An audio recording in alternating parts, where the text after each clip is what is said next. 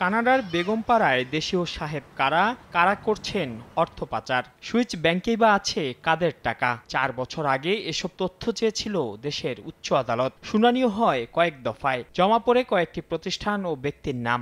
এরপর আর কোনো অগ্রগতি নেই, হয়নি চূড়ান্ত নিষ্পত্তিও। উচ্চ আদালতে এমন প্রায় 2 ডজন দুর্নীতি ও অর্থ পাচার সংক্রান্ত মামলা দীর্ঘদিন ধরেই শুনানির অপেক্ষায়, যার মধ্যে রয়েছে স্বপ্রণোদিত আদেশ ও রিট পিটিশন। কবে শুনানি হবে জানে না কেউ। এমনকি পানামা প্যারাডাইস পেপারে নাম আসা ব্যক্তিদের বিষয়ে তদন্তের কোনো অগ্রগতি নেই। দুর্নীতির বিরুদ্ধে সোচ্চার আইনজীবীরা এর নেপথ্যে তদন্তকারী সংস্থাগুলোর উদাসীনতাকে দেখছেন।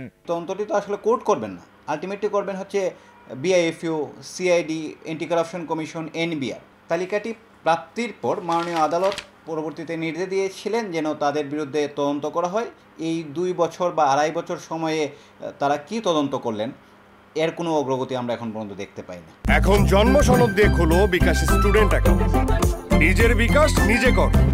যে 2 ডজন দুর্নীতির অভিযোগের তদন্ত থেমে আছে তার অধিকাংশ এসেছিল গণমাধ্যমের রিপোর্ট দেখেই স্বপ্রণোদিত হয়ে তদন্তের আদেশ দিয়েছিলেন উচ্চ আদালত। তাহলে কেন নিজের দেয়া আদেশের অগ্রগতি কতটুকু এ বিষয়ে শুনানি করতে এত বিলম্ব? যেসব মামলায় সুমোটো দুদুকে না গিয়ে সরাসরি হাইকোর্ট সুমোটো রুল দিয়েছে, সেই ব্যাপারে সময় ক্ষেপণ হচ্ছে। আপিল বিভাগ ওই মামলার সূত্র ধরে আরেকটি মামলা ওই ভয়ঙ্কর নভেম্বর, সেটার রুলটা খারিজ করে দিয়েছে। তো কারণ কাজেই যেহেতু একটি সুপ্রিম কোর্টের রায় হয়েছে, তো আদালত হাইকোর্ট বিভাগ বুঝে শুনে চিন্তা ভাবনা করে সময় নিয়ে করতে চাচ্ছে। প্রয়োজনে পৃথক বেঞ্চ করে হলেও দুর্নীতির বড় বড় মামলা দ্রুত নিষ্পত্তির দাবি জানিয়েছেন আইনজীবীরা।